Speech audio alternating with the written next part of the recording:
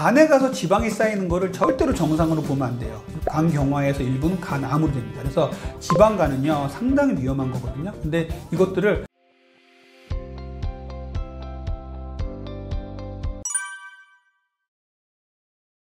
자, 지방은요 우리 몸에서 상당히 중요해요. 지방이 3대 영양소잖아요. 근데 지방을 악마화하는 경향이 있었어요. 정말로 우리가 의과학이 좀 떨어졌을 때 과거에는요 지방을 먹으면 살이 쪄서 지방이 된다, 이런 논리로 비만을 설명했던 때가 있었습니다. 그래서 지방을 줄여라 이렇게 얘기를 했어요. 근데 현대는 어때요? 지방보다도 정제된 탄수화물이 문제다라고 얘기를 하고 있잖아요. 그래서 지방에 대한 가장 큰 오해는 지방을 먹어서 지방이 쌓이는 게 아닙니다. 지방은 우리 몸에서 꼭 필요한 거고요. 우리 몸의 보온제예요. 우리 몸을 싸고 있는 피부 밑에는 항상 지방이 있잖아요. 그리고 우리 몸의 대사에도 상당히 중요하고 호르몬을 이루는 기본 단위예요. 그렇기 때문에 지방은 반드시 필요한데 양질의 지방을 먹어야 되는 것이죠. 두 번째는 포화지방이 무조건 나쁘다라고 생각하는 거예요. 많은 연구에서 아직도 논란이 있지만 포화지방은 일정 정도 먹어도 우리 몸에 그렇게 나쁘지는 않다는 것들이 계속 발표되고 있는 최근의 견해이고요. 포화지방보다는 트랜스 지방이 나쁜 겁니다. 튀기고 또 튀기는 음식들, 재탕, 삼탕으로 튀기는 음식들이 여기 트랜스 지방이 어마어마하게 많이 나오거든요. 튀기고 구운 음식들, 이런 데에서 트랜스 지방이 많이 나오고 우리가 피해야 될 것은 바로 이 트랜스 지방이다 라는 생각을 해 주셨으면 좋겠고요. 또 하나는 지방은 호르몬을 구성하는 기본 단위예요. 그렇기 때문에 지방을 적게 먹잖아요. 그러면 우리 호르몬이 교란이 옵니다. 그래서 우울증도 올 수가 있고요. 각종 공황장애라든지 이런 것들도 같이 오는 경우가 상당히 많아요. 그래서 이 지방을 제대로 잘 섭취를 하는 게 상당히 중요해요. 그래서 지방은 호르몬의 원천이다라는 생각을 항상 해 주시길 바랍니다. 건강검진 해보면 많은 분들이 지방간 이런 소견을 받고서 병원에 많이 찾아오시는데, 지방간은 뭐냐면 결국은 간에 가서 지방이 쌓이는 겁니다. 간 기능이 떨어지겠죠. 그러면 첫 번째로 느끼는 증상이 피로감이에요. 무기력함. 그래서 피로의 원인은 간 때문이다라는 CF도 있잖아요. 근데 피로의 원인은 무조건 간 때문은 아니지만 간에 지방이 쌓이는 지방간이 생기면 피로감, 무기력감이 상당히 많이 오게 됩니다.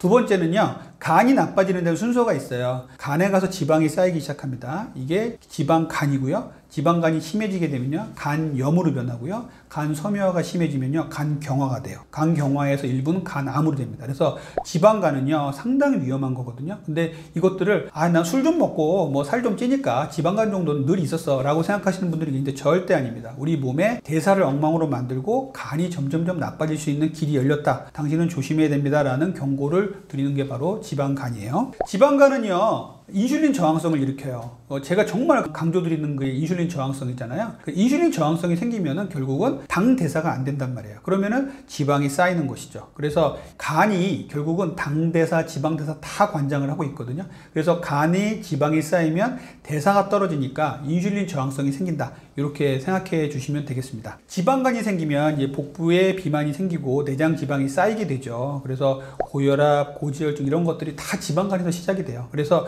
요즘은 일부 학자들은 비만의 원인 그리고 대사질환을 일으키는 가장 근본에는 이제 검사를 해보면 생기는 가장 근본에는 지방간이 있다, 이런 얘기까지 할 정도입니다.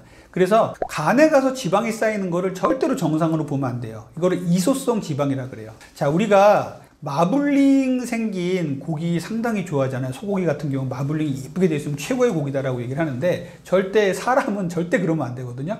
지방은 피하 조직이나 내장 지방 약간 있는 거 빼고는 있으면 안 되는데, 다른 조직에 가서 지방이 있는 것을 이소성 지방이라 그래요. 근데 이소성 지방의 가장 흔한 것이 바로 지방간입니다. 간에 가서는요 지방이 쌓이면 안 돼요. 췌장도 마찬가지예요. 비만이 되면요 췌장에 가서 지방이 쌓이거든요. 그러면은 췌장 기능이 떨어집니다. 간에 가서 지방이 쌓이면 간 기능이 떨어지고, 췌장에 가서 지방이 쌓이면 췌장 기능이 떨어져요. 거기다가 계속 비만이 되면 정말 마블링처럼 근육까지 지방이 쌓여요. 그러면 몸이 완전히 대사가 엉망이 되겠죠. 그래서 간에 가서 지방이 쌓였다는 거는요 간 기능이 좀 올라가고 초음파 검사에서 허옇다, 그래서 당신은 지방간 소견이 있다라고 지적을 받으신 분들은 정말 자기 간이 문제가 있구나, 그래서 대사질환이 올 가능성이 높다, 이렇게 생각을 해 주셨으면 좋겠습니다. 지방간은 크게 두 가지로 나눠요. 알코올성 지방간과 비알코올성 지방간. 뭐 알코올성 지방간은 잘 아시다시피 술 계속 많이 드신 분들은 간에 가서 지방이 쌓이는 걸 알코올성 지방간이라고 얘기를 하죠. 비알코올성 지방간은 술을 먹지도 않는 사람인데 이제 지방간이 생기는 거죠. 주로 이제 이것은 복부 비만 때문에 생깁니다. 내장 지방이 쌓이다 이제 간에 가서까지 쌓이는 것이죠. 그리고 우리의 대사의 유연성이 떨어지니까 이제 내장 지방이 어느 정도 쌓이다가 이제 간에 가서 자꾸 지방이 쌓인다고 볼 수가 있겠어요. 그래서 결국 이 지방간, 비알코올성 지방간의 가장 큰 원인은 결국은 당 섭취가 많아지는 것입니다. 정제된 탄수화물을 너무 많이 먹다 보니까 탄수화물을 저장하기 위해서 우리 몸에서는 이제 인슐린이 나와서 지방으로 계속 쌓아놓죠. 이 지방을 주로 내장 지방에 쌓아놓긴 하지만 간에 가서도 쌓인단 말이에요. 그래서 간에 가서 지방이 쌓이면 간 기능이 떨어지는 지방간이 생기게 됩니다. 또 하나는 과당의 문제예요. 과당의 문제 정말 심각하거든요. 이 과당은요, 탄수화물하고는 조금 다른 경로를 겪어요. 조금 아까 말씀드렸듯이 탄수화물을 먹으면 포도당의 형태로 혈중에 올라가면 인슐린이 나와서 이것을 잡아내리면서 여기서 내장 지방을 쌓이면서 같이 이제 지방간도 생길 수 있다고 말씀드렸는데, 과당은요, 그냥 직행으로 간으로 갑니다. 우리가 흔히 하는 과당은 주로 이제 과일에서 생기는, 과일에 있는 과당이에요. 그래서 과일도 단맛 나는 과일을 막 식사 대용으로 엄청나게 먹는 사람들은 지방간이 오는 경우가 있어요. 우리가 통풍이라든지 신장 결석 있는 분들은 과일도 조심해라라는 말을 많이 들었을 겁니다. 이것도 다 과당의 문제긴 하거든요. 그런데 이렇게 천연의 과일도 문제지만 요즘에 가장 문제가 되는 것은요, 액상과당이에요.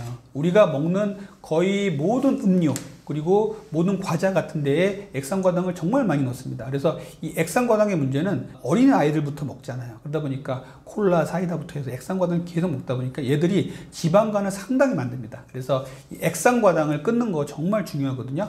과당을 끊는 것도 중요하고요. 액상과당 끊는 거 중요해요. 과당은 아주 단맛이 많은 과일들은 조금 피해 주십사 하고요. 액상과당은 우리가 시럽이나 이런 것들을 추가적으로 먹는 것들, 그리고 우리가 음료를 먹을 때 단맛이 나는 모든 음료들은 좀 피해 주시면 좋겠습니다. 똑같이 먹어도 살찌는 사람이 있습니다.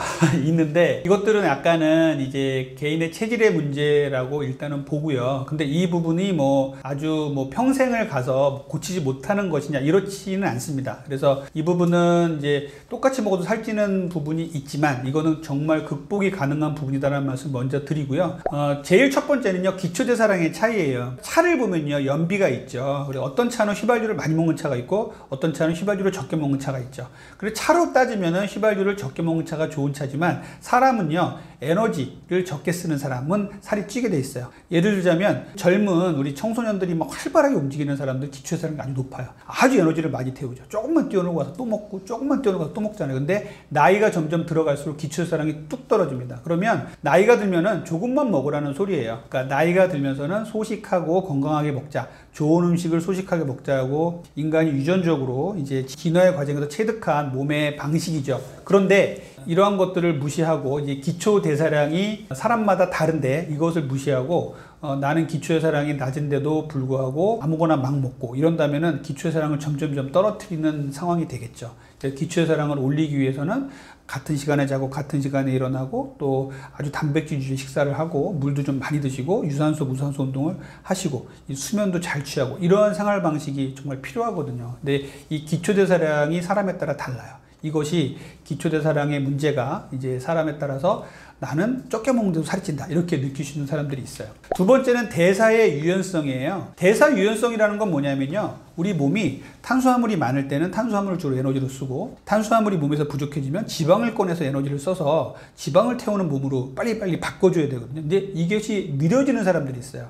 주로 이제 뭐 비만인 사람들은 벌써 이 대사의 유연성이 많이 떨어졌다고 얘기를 하거든요. 이런 분들은 살이 같은 양을 먹어도 살이 더 찔 수밖에 없습니다. 그래서 대사의 유연성도 두 번째 문제고요. 세 번째는 이제 인슐린 저항성이에요. 인슐린 저항성은 우리 몸에서 탄수화물이 들어왔을 때 인슐린이 나와서 빠릿빠릿한 이 인슐린이 나와서 몸에다가 저장을 하고 인슐린이 딱 쉬고 요것들이 계속 반복이 돼야 되는데 우리 몸에서 정제된 탄수화물을 너무 많이 먹으면 인슐린이 확 나와가지고 너무 많은 인슐린이 남아있다가 조금만 몸에서 이제 탄수화물이 들어오거나 그래도 인슐린이 지방을 저장할 수 있는 몸으로 계속 만들고 있는 거예요. 그것을 인슐린 저항성이라고 하는데 이런 인슐린 저항성이 심해지면요, 같은 음식을 먹더라도 같은 탄수화물을 먹더라도 자꾸 내 몸에 인슐린이 지방을 쌓는 몸이 됩니다. 그래서 혈액 검사를 해서 인슐린 레벨을 보면요, 어떤 사람들은 근육이 아주 좋고 이제 비만해 보이는데도 불구하고 인슐린 레벨이 아주 정상인 사람이 있는가 하면, 어떤 사람들은 당뇨병도 아닌데 인슐린 레벨이 아주 높은 사람들이 있어요. 이렇게 해서